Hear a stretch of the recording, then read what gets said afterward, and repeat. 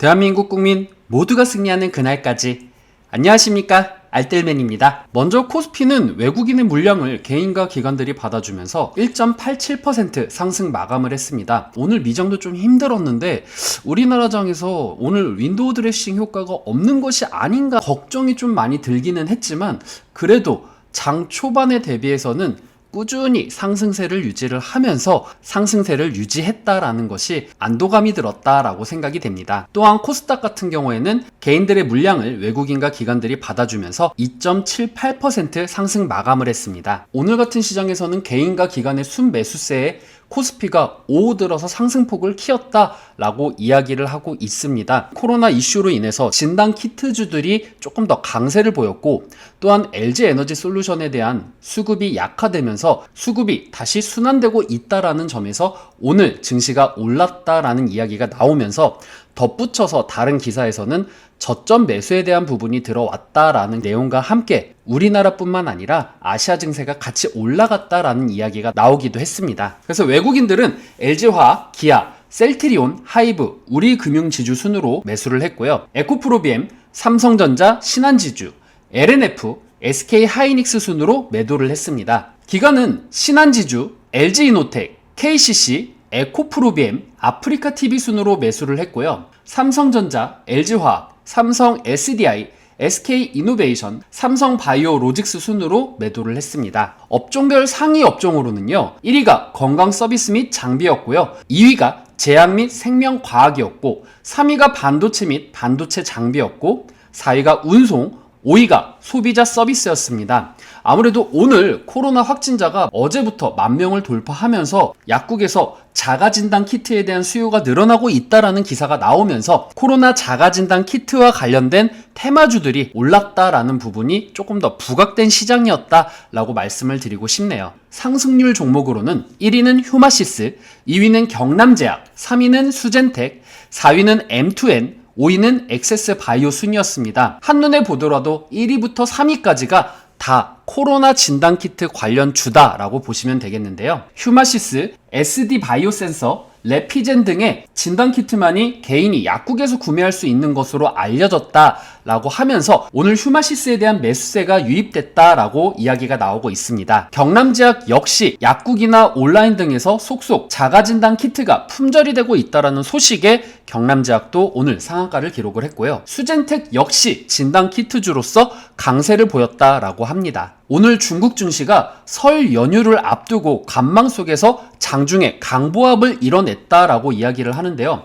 일본 역시 반발 매수의 영향으로 장중에 급등을 했고, 코스피는 역시 2260선을 회복했다라는 기사가 나왔습니다. 또한 오늘 이슈의 가장 핵심은 바로 현대 엔지니어링의 돌연 공모 철회 부분인데요. 보통주에 대한 공모를 진행해서 최종 공모 확정가를 위한 수요 예측을 실시를 했으나 회사의 가치를 적절히 평가받기 어려운 측면 등 제반 여건을 고려해서 공동 주관 회사 등의 동의하에 잔여 일정을 취소하고 철회 신고서를 제출했다라고 이야기가 나왔습니다. 그래서 현대 엔지니어링은 공모주가 없다라는 거 여러분들 확인해 주시면 될 것 같습니다. FOMC 회의 이후에 긴축에 대한 우려와 금리 인상에 대한 우려로 인해서 외국인들이 지금 이탈되고 있다라고 기사가 나왔습니다. 외국인은 20일부터 전날 6거래일 동안에 순매도에 나섰는데 그 규모가 3조 3,043억 원에 달한다고 합니다. 그리고 현재 이 시간에도 외국인은 4천억 가까운 수준을 순매도 중이다라고 이야기가 나왔습니다. 우선 지정학적 리스크로 인해서, 그리고 수요에 인해서 원유 가격이 올라가게 되고,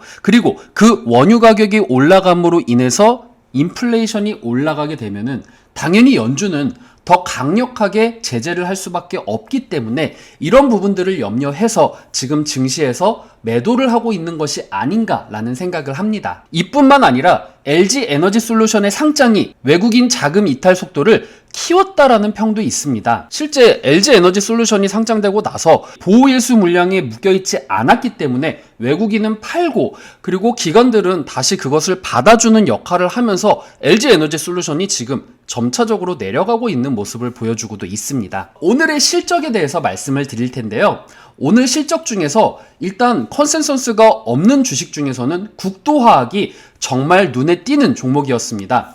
전년도 대비해서 영업이익이 291.6% 상승을 했기 때문에 국토화학이 이런 좋은 흐름에서 조금 더 올라가지 않을까라는 생각이 되는데요. 국토화학에 대한 리포트들도 나올 것 같다라는 생각이 듭니다. 다음 실적순으로 말씀을 드리겠습니다. 아시아시멘트는 컨센서스 대비해서 58% 상회, 삼성카드는 47% 상회, 송원산업은 13% 상회, LX인터내셔널은 3% 상회, SK하이닉스는 2% 상회를 했습니다. 그리고 하회 종목으로는요, 빙그레는 7% 하회, LX일렉트릭은 마이너스 13% 하회, 신세계 INC 같은 경우에는 마이너스 33% 하회, LG유플러스는 마이너스 35% 하회, 그리고 여기서부터는 조금 더 눈에 띄는 부분인데요.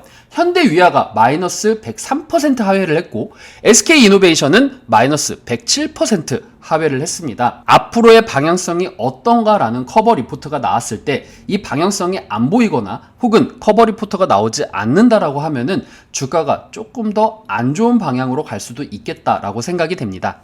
솔직히 오늘 장이 올랐다고 해가지고 자 여러분들 오늘부터 장이 반등했고 하니까 여러분들 지금 무조건 있는 돈 없는 돈 다 긁어다가 증시에다 다 집어드십시오 라고 저는 절대 말 못하겠습니다. 그 이유 중에 하나가 외국인들이 이탈하고 있는 데는 뭐 원유 가격도 있고 뭐 LG에너지솔루션도 있지만 환율이 가장 큰 요인이라고 저는 생각을 합니다. 환율이 올라가고 있기 때문에 외국인들이 이탈이 되고 이것이 악순환이 되면서 환율이 1210원까지도 올라갈 수 있겠다라는 생각이 드는데요. 물론 2월에 어떤 추이로 갈 것인가라는 것이 조금 더 눈여겨봐야겠지만 제 개인적인 내피셜로는 원유 가격이 올라가고 인플레이션이 올라가고 있기 때문에 금리가 올라갈 것이다라는 전망이 나오면서 환율이 더 올라갈 것이고 그리고 여기서 덧붙여서 빅스지수 역시 더 올라갈 것 같다 2월에는 라는 생각이 들기 때문에 여러분들 오늘 올랐다고 해가지고 절대 막 다 때려박고 그러지 말라라고 저는 절대 말씀을 드리고 싶습니다. 또한 오늘 말씀드렸던 단기 국채의 상승 그리고 장기 국채에 대한 하락 부분입니다. 오늘 알뜰맨의 시황 따라잡기를 보신 분들은 아시겠지만 장기 국채가 올라간다라고 하는 거는 정말 말 그대로 단기적으로 이 시장에 대한 부분이 반영이 된다라는 부분이고 장기 국채가 하락이 된다라는 거는 금리 인상이라던가 다른 부분들로 인해서 앞으로 10년 후의 전망이 안 좋아질 것이다 라는 관점에서 단기가 올라가고 장기가 내려가게 되면은 경제가 악순환으로 갈 수 있는 여지가 만들어질 수 있을 것이다 라는 관점에서는 조금 더 안 좋은 방향으로 가고 있다라는 것을 우리가 확인해야 된다 라고 말씀을 드리고 싶습니다. 미국 국채가 평균적으로 한 1.7%를 제가 많이 봤고 2년 같은 경우에는 1.12 같은 아래 단계 부분을 좀 많이 봤는데 오늘 같은 경우에는 장중에 1.2%까지도 올라갔다라는 얘기가 나오면서 위험할 것 같다라는 이야기도 나오고 있습니다. 그래서 여러분들이 미국 국채를 꼭 10년만 보시는 분들이 계시는데 2년, 10년, 저는 30년까지도 봅니다. 2년, 10년, 30년을 같이 보시면서 지금 금리의 현황을 보시고 경제가 어떤 식으로 흘러갈 것인가 라는 것을 체크를 하시면 될 것 같습니다. 원유 가격이 지속적으로 상승을 하고 있습니다. 물론 지금 현재 지정학적 리스크를 완화하기 위해서 부단한 노력을 하고 있기 때문에 이런 부분들이 점차적으로 완화될 수는 있겠지만 이게 해결된다고 끝이 아니다라고 저는 계속적으로 말씀을 드리고 있습니다. 지금 현재 생산국들은 원유 생산을 더 증설하지 않으려고 하고 있고 그리고 수요는 점차적으로 늘어날 수 있기 때문에 이런 부분들을 감안한다라고 하면은 저는 정말 골드만삭스에서 예상을 했던 $100까지도 갈 수 있을 것 같다라는 생각이 듭니다. 그래서 여러분들 이런 부분들을 보면은 저는 절대 여러분들 지금 막 쓸어 담으십시오! 라고 말씀드리기가 너무 어렵기 때문에 이런 지표들 꼭 확인해 주시길 바라겠습니다. 이 부분은 제가 변함이 없는 부분인데요. 2월에 인플레이션 지표가 올라가게 되면은 연준이 여기서 금리를 더 인상해야 된다 아니면 몇 번 인상해야 된다 아니면은 대차 대조표를 3월부터 줄여야 된다 막 이런 이야기들이 나오면서 시장이 조금 더 출렁거릴 수 있습니다. 물론 이런 부분들이 조금 더 완화가 되고 그 다음에 이제 3월 FOMC 회의에 가게 되면은 뭐 그 사이에 또 안정적인 흐름이 나올 수도 있겠지만 단기적으로 인플레이션 지표가 나오게 된다라고 하면은 이 부분에 대한 시장 충격에 대해서 대비를 좀 하시면 좋겠다라는 생각이 듭니다. 저는 오늘 아침에 말씀드린 내용에서 벗어난 것은 없습니다. 제가 아침에 말씀드렸듯이 오늘 애플이 호실적이 나왔고 그리고 시간 외 5% 이상의 성적을 내고 있습니다. 왜냐면은 앞으로의 전망 너무나도 좋고, 그리고 공급망 제약에 대한 부분은 있을 것이다라고 예상을 했지만 그런 거 없을 것이다라고 단언을 했기 때문이죠.